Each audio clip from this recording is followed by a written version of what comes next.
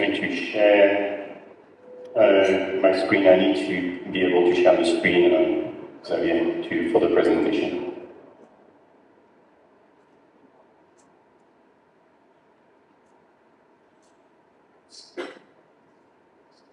While we're waiting for the screen sharing so I can have the slides up, I'm truly honored to be able to present today. I'd like to thank Mingzu and the team at CM Ventures for the opportunity. Certainly looking forward to sharing with you, as Xavier mentioned, about a new source of protein that can be produced from C1 carbon feedstock, and certainly trying to address some of the challenges that our world is currently facing in terms of food security and climate change, and also was some of my experience as a former CEO of Calista, one of the leading producing companies of alternative protein. So I'll share more about my experience there as well. I hope everybody can hear me well. So again, truly appreciate the opportunity.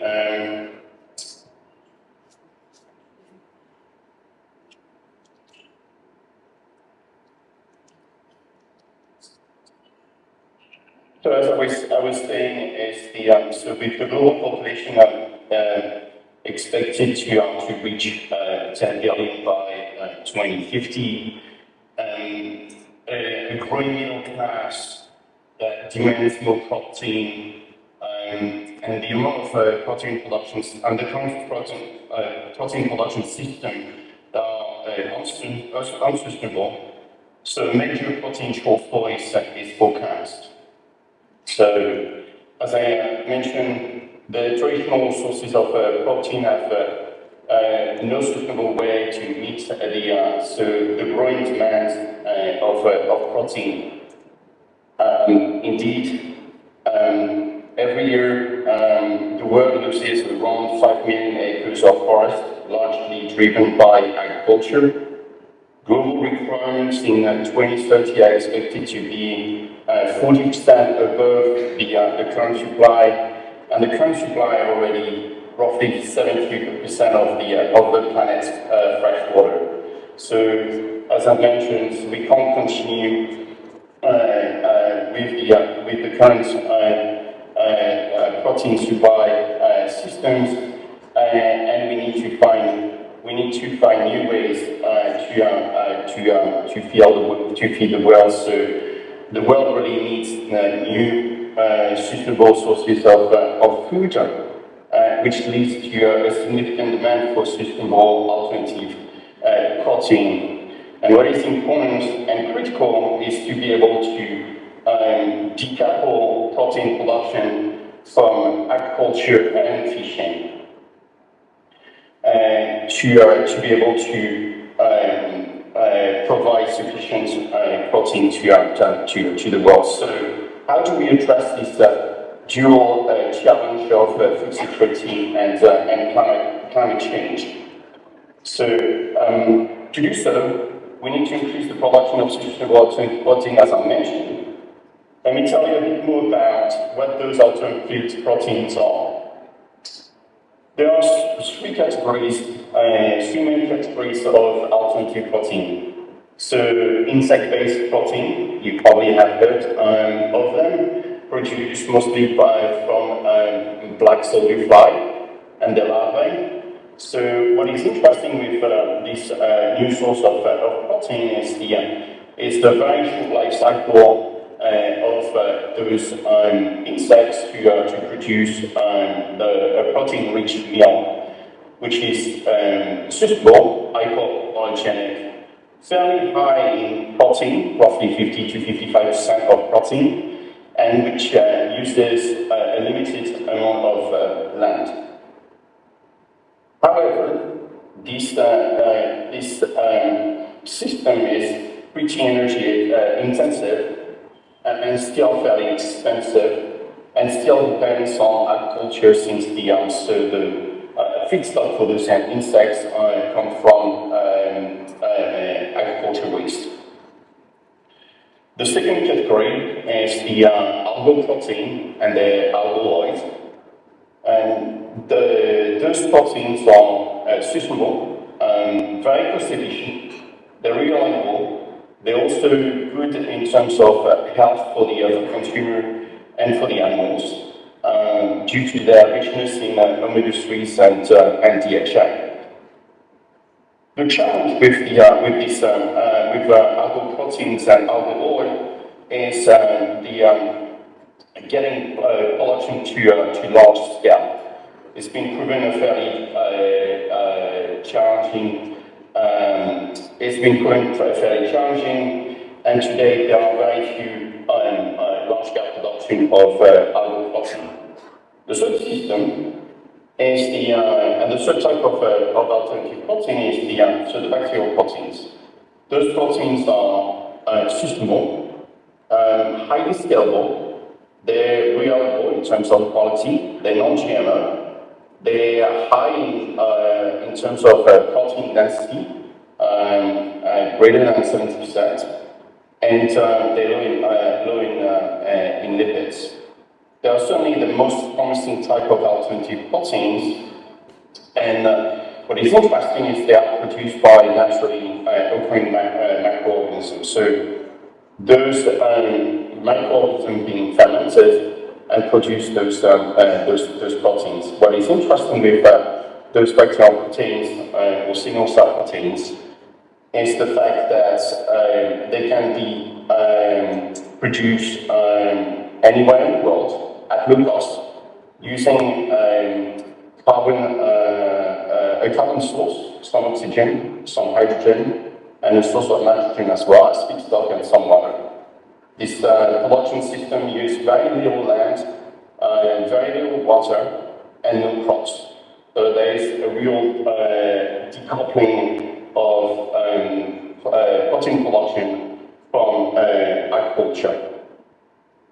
Those systems and those type of bacterial proteins also provide security in terms of supply chain. They can use domestic feedstock. They are resilient to micro disruptions. The production is independent of agricultural or climate variation, as I mentioned, and some independent of weather extremes as well. In terms of value, low cost of production, and there is also the ability to capture some carbon credits to some potential carbon abatement with those type of protein production systems. In terms of market size, just to give you an indication, nutritional proteins market represent roughly $1 trillion addressable market opportunity. So obviously a very compelling market opportunity there.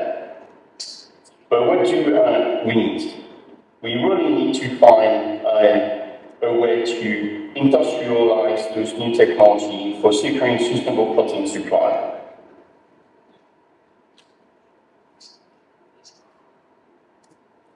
In the last 10 years, fermentation has emerged as a commercially viable method of replacing animal proteins to feed people, pets, and livestock. So you've got different types of fermentation. Traditional fermentation for protein productions. You also have plant-based food production using fermentation systems as well as cultivated meat. What is interesting with fermentation is a naturally occurring phenomenon that delivers sustainable, highly nutritional, and scalable protein that are devoid of GMO, animal products, and contaminants. The other interesting characteristic of fermentation is the fact that fermentation enables the on-purpose manufacturing of those protein ingredients. with the current protein production system, the protein stream is the protein is a stream of those production system, whereas with fermentation you can make it the primary product and the primary outputs of this production system. Let me give you a bit more information around those single-cell protein products. So here I'm just using as an example the alternative protein product that is developed by Novo Nutrients, which is a portfolio company of CM Ventures. So what is very interesting, as I mentioned, with those single-cell protein products is the fact that they're very dense in terms of protein content, greater than 70%. They have a complete amino acid profile that makes them highly nutritious. They're also highly digestible, which is very important, as again, from an animal feed perspective. They are animal-free, non-GMO. There is no contamination from pesticides, antibiotics, or anti-nutritional factors as well. They are truly sustainable with a very low impact across GHG emissions, land use, water use, compared to nearly all of the other protein sources that can be produced. They also can be produced anywhere in the world, as I mentioned, regardless of climate and weather extremes. The other interesting characteristic of those single-cell protein products is the fact that they have a very robust market pricing across animal feed and human nutrition in terms of ingredients for human nutrition formulations. So how are those single-cell proteins being produced? As I mentioned, via fermentation. What is important to note is that fermentation costs roughly 35 to 55% of the cash cost of those fermentation-based processes are represented by feedstock. It's therefore critical to access low-cost, sustainable feedstock to be able to be used as in those fermentation systems. Most of the fermentation processes that are in operation currently are using sugars as feedstock. Those sugars, unfortunately, tend to compete with the human food systems and are also fairly expensive. That's where the C1 carbon feedstock come into play. Those C1 carbon compounds are the next generation of feedstock for microbial based fermentation to support the sustainable development of a net zero economy. So what are we talking about here? We're talking about CO2, we're talking about CO and syngas, so mostly industrial off gases, methane and methanol. So those C1 compounds, as I mentioned, are inexpensive, abundant, and widely accessible.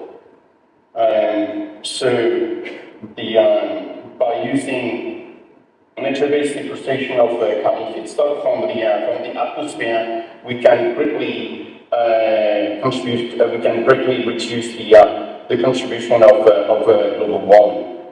There is also the opportunity to leverage diverse carbon sources. For example, the so CO2 in the atmosphere, industrial gases, as I mentioned, biomass waste, and gasified solid waste. So a bit more characteristic around those C1 carbon feedstock. As I mentioned, those feedstock provide very distinct advantages compared to other feedstock for fermentations. So they're low cost and abundant.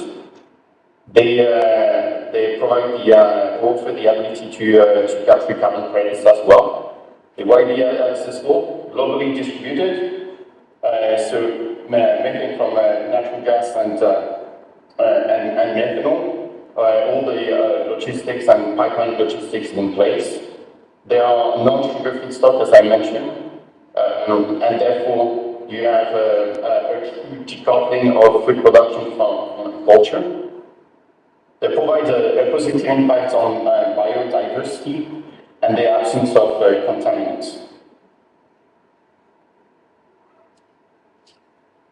In the next few slides, I'm going to share with you the fermentation technologies that are currently being developed and scaled to commercial scale production.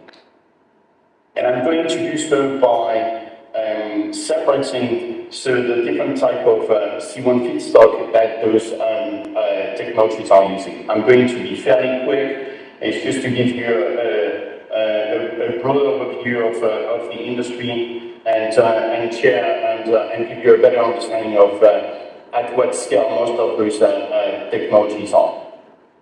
So, in terms of companies that are using methanol as a carbon feedstock, so here we're not talking about gas fermentation, we're talking about liquid fermentation. So the companies like Denova or NIP, used to be NIP Bio, they recently renamed themselves, are using methanol as feedstock. So they're using steel tanks, bioreactors, so fermentation tanks that are very similar to fermentation tanks that you see for beer production. The challenge with using methanol as a feedstock is the cost of methanol. The cost of methanol is 1.5 times to 2.5 times more expensive than methane.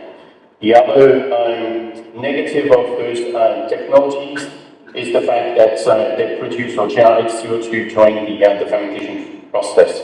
Both Denova and Bio are a fairly early stage. They are at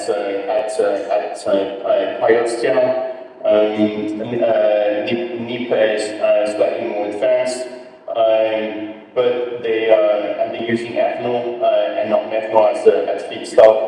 But their process is fairly expensive, which limits the potential application.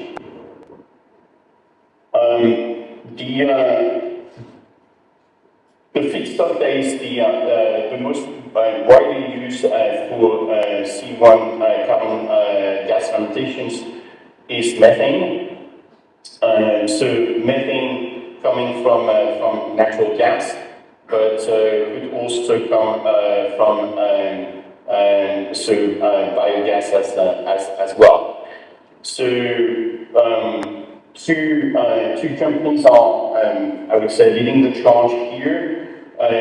Calista is probably the most advanced company in the alternative propylene production. They're using methane, as I mentioned, as a source of carbon, source of energy for the microorganism. A source of nitrogen, some oxygen, and some water. In terms of sustainability profile, the fact that they're using so first of all feedstock. It's not as positive from a GHG standpoint. However, they're planning on using renewable energy, CO2 capture, and a combination of renewable natural gas and carbon credits to enable Scope 3 net zero. Hi Thomas, I think you're kind of short on time now. Okay, so I'm just going to very briefly conclude that Travis states that commercial scale that will apply in China, built in Chongqing. The Unibarrier is the technology. Most interestingly, the companies are using waste CO2. So Lancetec is one example, and Open Nutrients. So the company, the portfolio company from CND Ventures.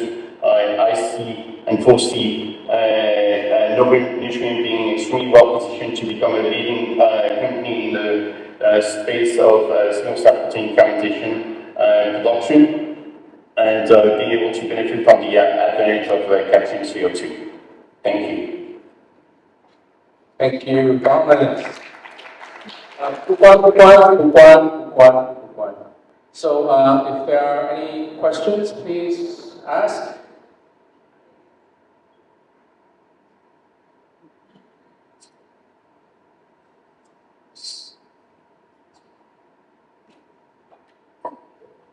Thank you, Thomas. This is Lily from Gleason Venture Capital. Thank you for sharing so many concrete cases of startups that opens up our eyes to the alternative protein world.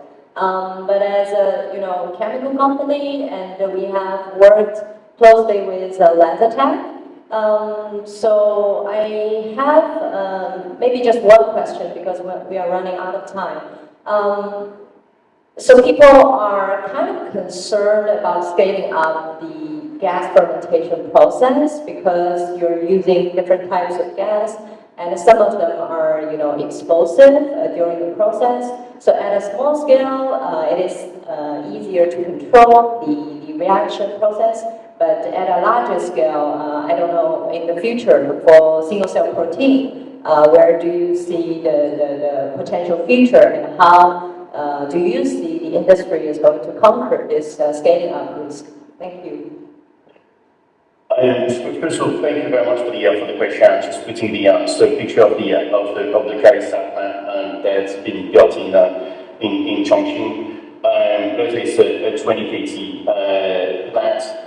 So I think so you're correct in terms of some of the potential risk with gas-based fermentation. I think the industry has come a long way and now mitigated those risks.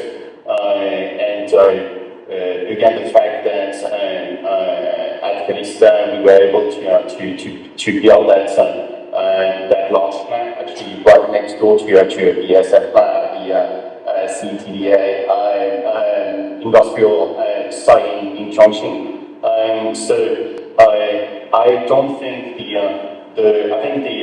the risk has been addressed, and I see a bright future for those technologies, and they're scalable. That is also what is interesting with those type of fermentation as well. What is the scale of Calista today? 20 kTA. So you see on the photo, you see the two fermenters. 10,000 metric ton fermenter for each, and one DSP, and so it's 20,000 metric ton capacity of the plant. That's the phase one, and there is an extension that is anticipated of an additional 60 kTA to bring the entire capacity to 80 kTA. Plant at the Chongqing site. Thank you for that exciting news from the startup world. Thank you. You're very welcome. Thank you. Thank you. Any other questions from anyone else?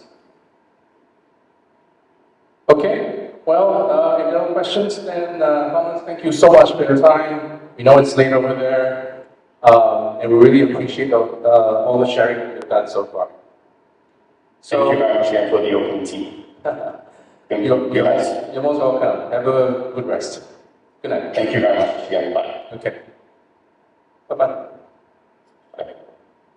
Okay.